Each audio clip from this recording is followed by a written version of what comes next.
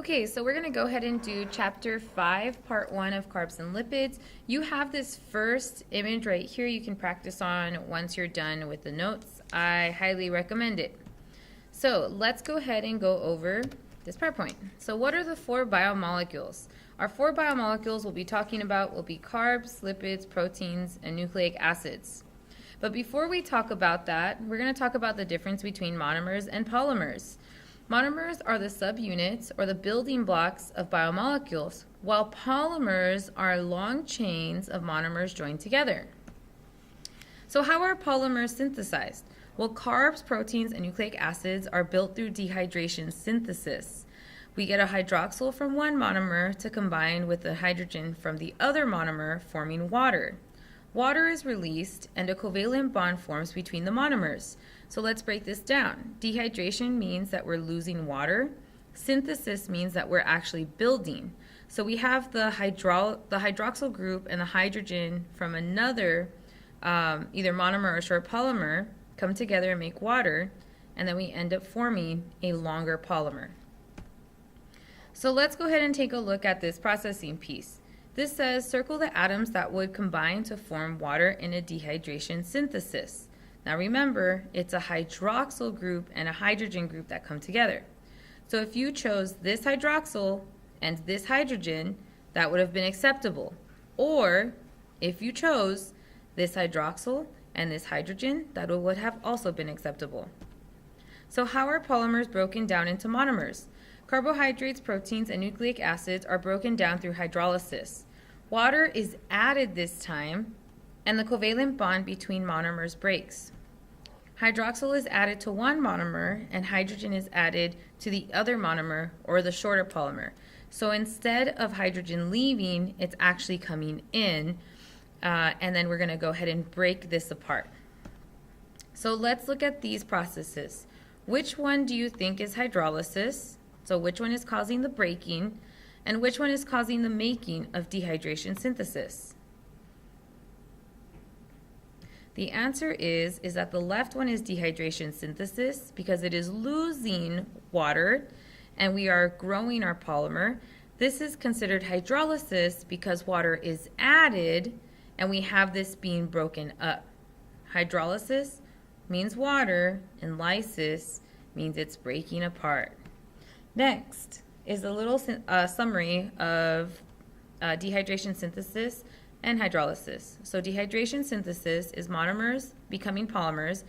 Water is actually removed from the monomers and released.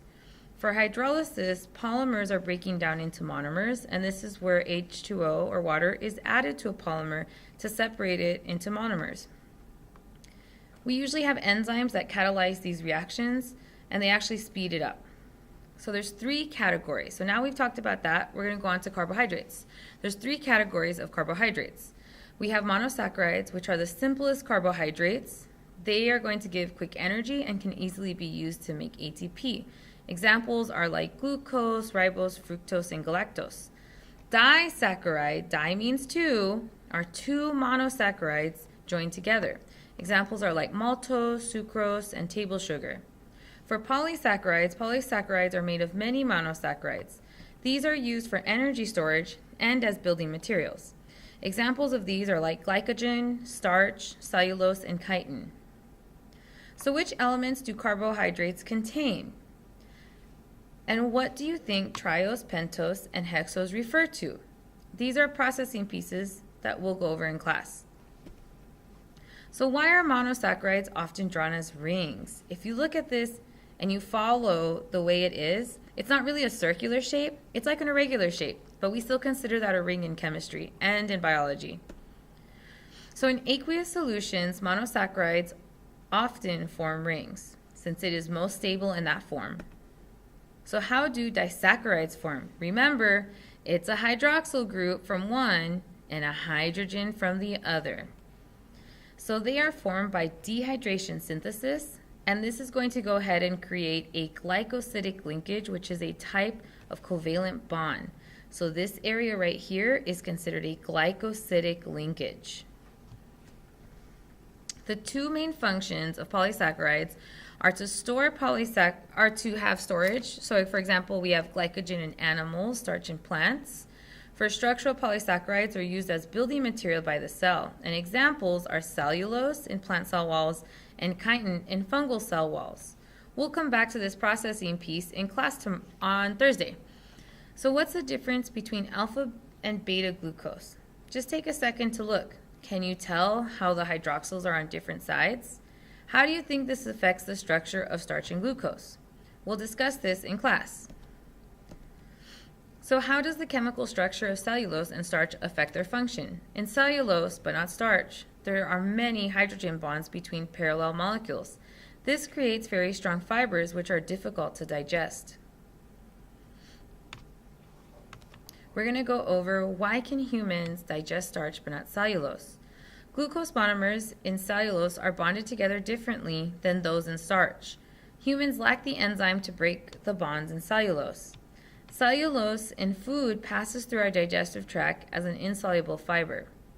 Some bacteria have enzymes that can digest cellulose.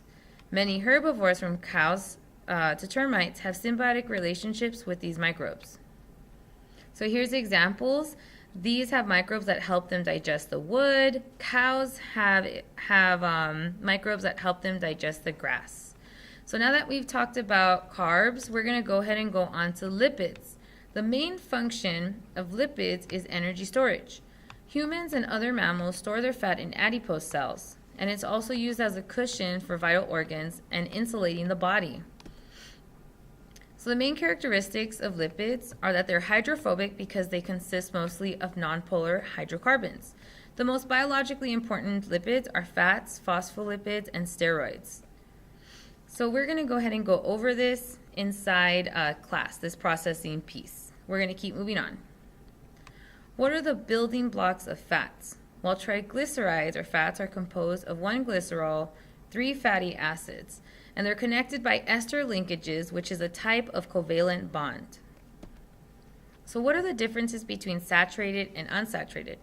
I'm pretty sure you can see a very big difference between this molecule and this one. One of them looks a little bent. So saturated fatty acids have the maximum number of hydrogen atoms, and that's because all of their carbon-to-carbon bonds are all single bonds. These are solid at room temperature, like butter or like manteca. They're typically found in animals.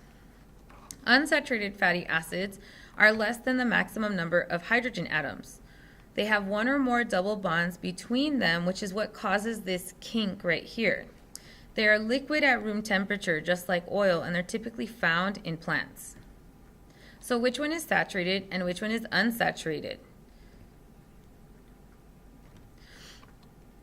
So if you have it that it is completely single, it is saturated, but if you have a kink, that means it is unsaturated. So in the process of hydrogenation, we add a hydrogen to unsaturated fats to make them saturated. As a side effect, this can produce trans fats, which actually raise LDL, or in other words, bad cholesterol. So we can get these fats and trans fats from like French fries and cheeseburgers and donuts. I love donuts, pies, chicken nuggets. I don't know what this is, but it was in the picture, so I'm guessing it's probably good too. So what's the structure and function of phospholipids? Well, cell membranes are composed of phospholipids, and each phospholipid is made out of one phosphate head right here and 2 lipid tails. In the cell membrane, phosphate heads face outside the surrounding aqueous solution, and lipid tails are in between the phosphate heads away from water. So what is the structure and function of steroids? Well, steroids are lipids containing 4 fused carbon rings. Examples are like cholesterol, which are found in cell membranes, and they keep the membranes fluid, and it prevents freezing when temperature drops. Then we also have steroid hormones like testosterone and estrogen that regulate slow, long-term body processes such as puberty. We'll talk about that tomorrow. So make sure you practice on this tonight. I went through the information pretty quickly. I want you to just fill out carbs and lipids after this. Try to see how much you know. This is how you can practice to make sure that you are getting the material that is required out of these notes, especially for our test on Thursday. Thank you.